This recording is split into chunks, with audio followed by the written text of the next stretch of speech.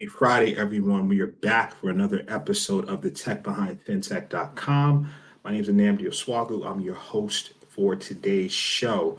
We are streaming live from Facebook, LinkedIn, YouTube, Twitch, and we also have a stream going from IG, otherwise known as the infamous Instagram. So those are the places that we are streaming from. About to get into it. How's everyone doing today? If you're watching, drop a chat in the comments. So here's how the show works. If you have a question, comment, please post it on the chat, and we will add it to the video of the show. Let me get my comment section going. So you can post live from YouTube, LinkedIn, Facebook, and Twitch, and then I can add it. If you're on Instagram, I will see the comment and I'll just make a comment on the video. And but if you want your question or comment to be part of the show, go to the Tech Behind FinTech. We are streaming live from there as well. So without further ado, let's hop into the news of the week. Let's get into it. Add this to the screen. All right. So first issue. So the Federal Trade Commission ordered Credit Karma to pay $3 million for misleading consumers. So as you know, Credit Karma, you can get your free credit report scores from there. A lot of people utilize that service, and they offer, home lending and credit cards and just various things. Obviously, once they have your information, so that's the situation there. So let's read what happened. So the FTC has ordered credit services company Credit Karma to pay $3 million for allegedly misrepresenting consumers with pre-approved credit card offers. It alleged that from February 2018 to April 2021, Credit Karma claimed consumers were pre-approved and had 90% odds of making them apply for the offers that in many instances they did not qualify for, resulting in potential damage to their credit scores. So they demanded the firm pays $3 million. It's also ordered to stop deceiving consumers and preserve records to help prevent further deception. And from what I've read, I think those funds might be distributed to the people that were impacted. So something to definitely know if you're on Credit Karma and leverage it, and then you applied for a credit card between 2018 February and April 2021. So, two sides to every story. So listen to Credit Karma's response. We fundamentally disagree with the FTC's allegation about marketing terms that aren't even in use anymore. But ultimately, we reached this agreement to avoid disruption to our mission and maintain our focus on helping our members find the financial products that are right for them. Says Susanna Wright, Chief Legal Officer for Credit Karma. So Credit Karma was founded in 2007.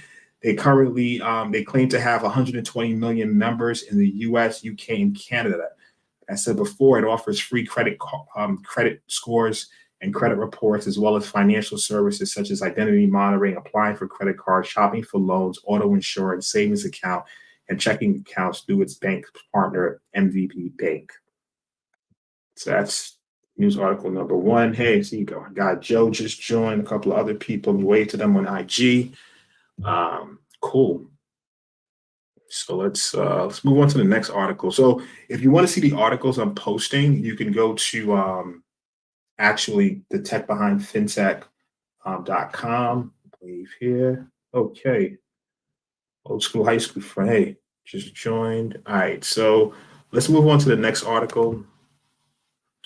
All right. So TD Bank and DailyPay team for real-time earned wage access. So they're talking about right here. So US-based TD Bank has partnered with DailyPay, an on-demand pay solution provider, to enable the bank's clients to give employees real-time access to earn pay prior to a scheduled payday. So many employees wait 2 weeks or even a month for payday to come around. Says the head of the commercial digitals platform for TD Bank. With current pressure from inflation and other issues, This lack of access to earned wages can put workers in a bind, unforeseen expenses, upcoming bills, day-to-day needs to not wait for payday. And now our clients' employees don't have to. So DailyPay solution connects with clients' existing payroll systems to convert their employees' time worked into net earnings. The DailyPay balance is available to employees anytime, anywhere through their bank account or any card they choose. They can even control the frequency of the solution or portion of their pay received. So it looks like this particular partnership will allow TD Bank customers to get early access to their paychecks, as stated. Very interesting. Yeah, so it's really to enable the bank's clients. So to give employees. So it looks like this will be for business, their business clients, and passed down for their employee benefits to get early access to their payroll through DailyPay. Interesting development. Okay, let's see here.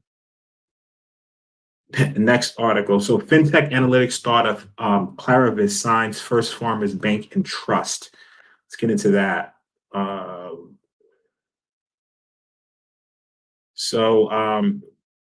So First Farmers Bank and Trust is a community bank in Indiana with 2.4 billion in assets and 60,000 customers. It's working with KlariVis, an enterprise dashboard and analytics solution for the financial services industry.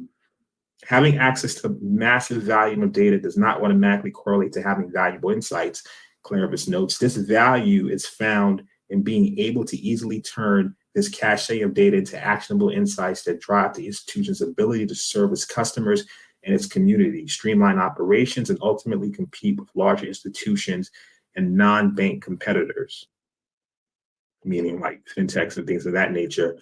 So the KlariVis platform, a solution developed for bankers by bankers, provides financial institutions with insights and an infrastructure to modernize elements of their tech stack. We are currently on the tip of the data iceberg, and our goal is to efficiently take in customer data and provide best possible experience for each customer as they evolve, says Tate Powell, Senior Vice President, Director of Communications at First Farmers Bank and Trust.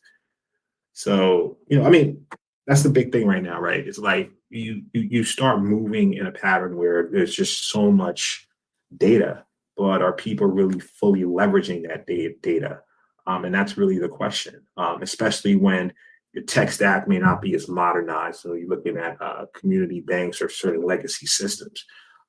So, it's an interesting article in terms of where things are going, and, people that are have that kind of eye on the prize on how do we leverage our data and produce insights actionable insights, not about insights, about, actionable insights. What are you going to do with it? All right, cool. Let's move on. So this article, very, very excited about. So it's a story behind this. Blockchain financing startup PowerDfi, DFI, acquires Naijacrypto. So before I get into it, shout out to the CEO of Naijacrypto, Chigozie Igbo. Listen, he's a friend of the show. He's been rocking with us for like a while now, in terms of almost since we started, I think, early last year, and a frequent guest giving insights on blockchain. He runs this exchange in Nigeria called Naijacrypto. From what I think, it was launched in 2019. Recently, just got acquired. Really, really excited for him. It's major for the country, just major in general. I'm just amped for the whole thing. So amped, actually, that I'm gonna have him on the show next week. So yeah, we're gonna dive into this acquisition, what it means for both Naijacrypto and PowerDfi, and just the whole aspect of getting acquired. So sometime last year we did an episode with Chigozie, basically describing building a fintech or a blockchain, a crypto company from the ground up. So it's just almost like the conclusion of the story, right? So I'm going to post this episode that we did. I'm going to post it so you guys can look at it. It's a past episode. let me post it. And he gave a real everything he's been through on the crypto past episode. Let me post that right now. So it's a really good info. I just want to kind of give that backstory. Because it's really cool. I mean, like we had an episode of him describing how he started Naijacrypto. It was only a few years ago, 2019. It's like 2022 right now. So what was that? 3 years ago. So and now getting acquired. And so when you look at the past episode, he describes what he did to get started and just the transition. Anyway, seriously proud of the dude. Really happy for him. Next week at 12 p.m. he's going to be a guest on the show. I'm going to make sure to advertise that early, so I want a lot of people tuned into that. It's really awesome stuff. All right, so that was the backstory on this particular news article. Blockchain financing startup PowerDfi acquires Naijacrypto. Now let's kind of get into it. So DeFi startup PowerDfi acquired Naijacrypto to help enable the financing of physical assets worth billions. Harnessing its innovative blockchain technologies, PowerDfi also expects to lead the way in bringing physical asset economic utility to blockchain. PowerDfi uses blockchain-based financial engineering techniques to unlock trillions in equity in physical assets.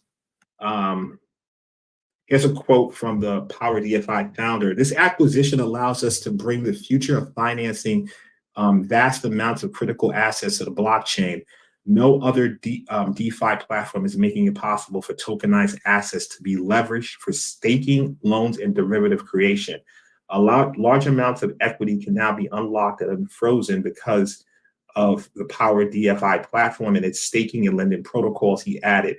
At the time of job cutting and freezing client funds in this sector, we're creating a robust new platform that will drive asset financing on the blockchain globally.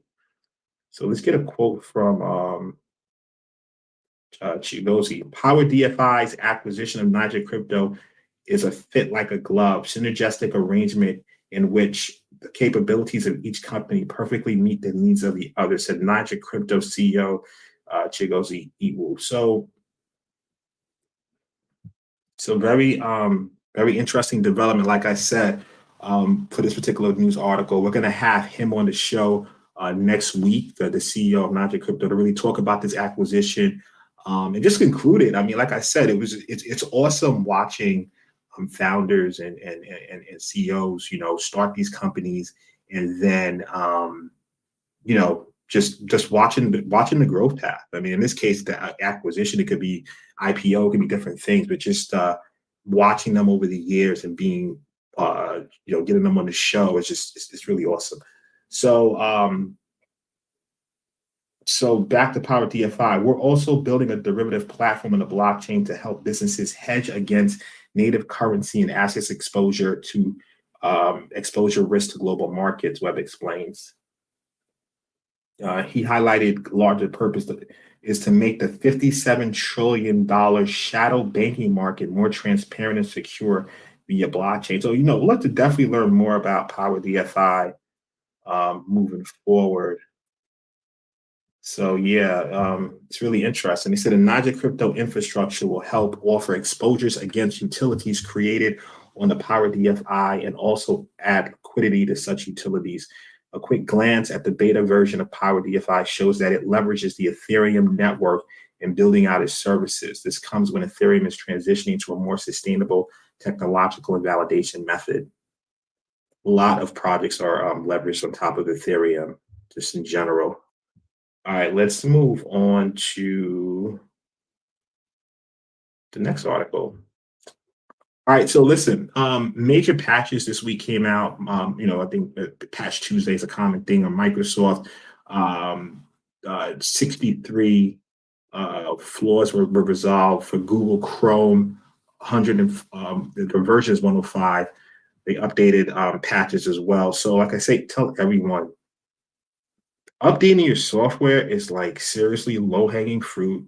To me, like it's like everyone in my circle now, like I'm telling them, like, get into swimming, and because you can just do it as you get older, and it's you get so much output it's no impact relatively. I mean, shoulders, yeah, if you depending on your technique, but relatively compared to like banging and running, yeah, swimming is low impact. Making a fitness analogy, all right? That's what I'm doing right now. So back to cyber, right? Patching your software literally is the easiest thing you can do. Just update it. But the benefits just so it totally, the benefits outweigh it. We're not talking about like major things we're asking where we're going, oh, let's look at your software supply chain and secure that. Let's look at your application security. Oh, let's look at these libraries you're using. All right, cool. Let's look at your firewall rules. Oh, obviously we can do all of that. That's necessary. More technical in nature, obviously. But patching your software, and I say this just on a professional level, I talk to my colleagues about this all the time, so simple, right?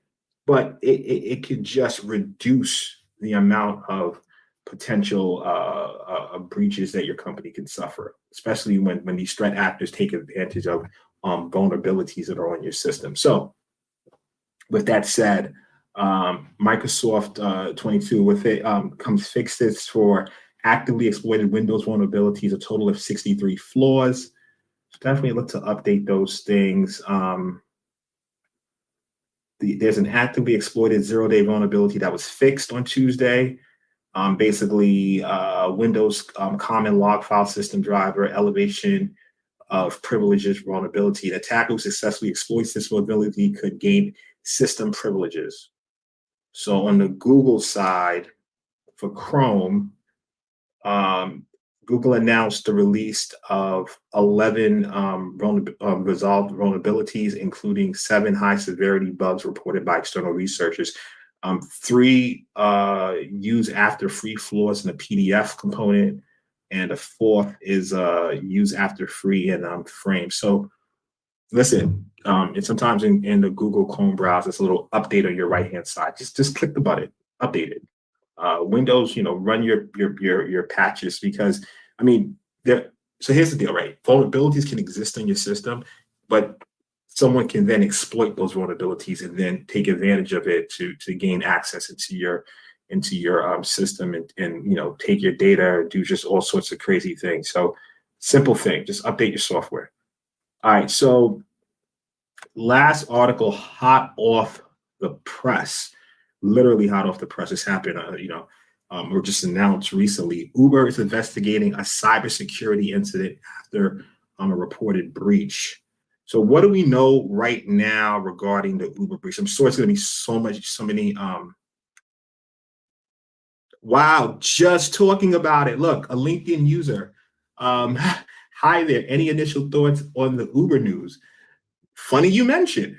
So we're gonna get into it now. Literally hot off the press. I just found was just reading about it, and that's why I added it to today's show. You notice it's not in our show notes because it's literally recent. So that's a really good segue. LinkedIn. Is this it's a couple of our viewers who come in as LinkedIn users? I wonder if this is Medina. All right, I'm going to talk about the article, then we're going to talk about, I'll get into my thoughts on it. All right, so let's talk about what happened, or what do we know that happened? I know there's a lot of, let's share the article details, and then I'll kind of get into some thoughts on it. All right, so according to Reuters and a couple other news sources, Uber is investigating a cybersecurity incident after a report that the network was breached, forcing the company to shut down several internal communications and engineering systems. So apparently, a hacker compromised an employee's account on workplace on Slack. For those that don't know what Slack is, it's an instant messaging internal use in companies. It's a separate company. A lot of people use this product to communicate internally, like instantaneous messaging. All right, so on Slack, basically the hacker or the threat actor communicated. They actually posted on Slack. What did they post? I announce I am a hacker and Uber has suffered a data breach. How crazy is that? That's what the message read, and went on to list several internal databases that were allegedly compromised. Uh, so that's what they said. It appeared that the hacker was able to gain access to other internal systems, posting an explicit photo on an internal information page for employees. That's what the Times reported. Uber employees were instructed not to use Slack, which is owned by Salesforce Inc. Slack said in a statement to Reuters that the company was investigating the incident and there was no evidence of a vulnerability inherent to its platform. So that's important to note, right? So Slack is saying that there's currently not a vulnerability in its platform. The one good thing for everyone else who uses Slack is that we don't have to. That's not a concern, right? So it looks like if you have a system. Well, let's get into why this happened before we jump into some my thoughts on it. So they say that get this, a person assumed responsibility for the hack and told the paper that he had sent a text message to an Uber employee claiming to be a corporate IT person. The worker was persuaded to hand over a password that allowed the hacker to gain access to Uber systems, the report said. Red flag. Guys, listen. No one will ever internally ask you to send over your password. It's like, why? And don't. Just never send over your password. Because even think about it. Let's say just non-security related. Let's just number everything security, but let's just think about it, right? Some people have some people use passwords and maybe their work passwords may resemble their personal password, right? Let's just think about it from that perspective. So you may change a character or two, but you use a similar password now for your personal social media, bank accounts, and so forth, right? That you might use for. And I'm not saying that's the right thing to do. I don't think you actually should do that. But let's say hypothetically you do that. Someone now hits you from work. Listen, we have an issue. Send us your password. Why would you do that? You're now going to send them some information that they could possibly use to compromise you outside of work, right? Internal threat attacks are still a thing, right? Like that's always like a major point of concern, whether it's somebody internally clicking on something that they're not supposed to or doing something nefarious. It's just always an issue. So this stands out. Never give anyone your password at all. There should be absolutely no reason that you should. And if someone's asking you to hand over their password, most likely they're an attacker. They're not who they claim to be. They definitely do not work for your the company that you're in. So that was mistake number one that I see so far. So mistake number two, the password is the only thing that, and like I said, this is alleged. I don't know the details yet. I'm just basing it off of what I'm reading like everybody else. So let's say now this password was used to gain access. What does that tell me? If the only thing stopping someone from gaining access to whether it's a messaging app, whatever application, that tells me that there was no multi-factor authentication. So you should do yourself a favor. And even some friends of mine on social media, they got their accounts compromised because they didn't have this in store. Put some sort of multi-factor authentication. For those that don't know what that means, it just means, okay, it's a saying that we talked about when I was in school. I went to the master's program in Fordham in cyber, and just in general, right? We talk about this. Something right, which is your password. What is it? Oh, I'm not going to mess this up live, am I? Something something you are, something you have, right? So you are, that goes into like the whole, bio stuff, like fingerprinting, eye scans, and something like that. Something you have that comes into like a MFA, like one of those security messaging apps, like Google Authenticator or Authy or whatever.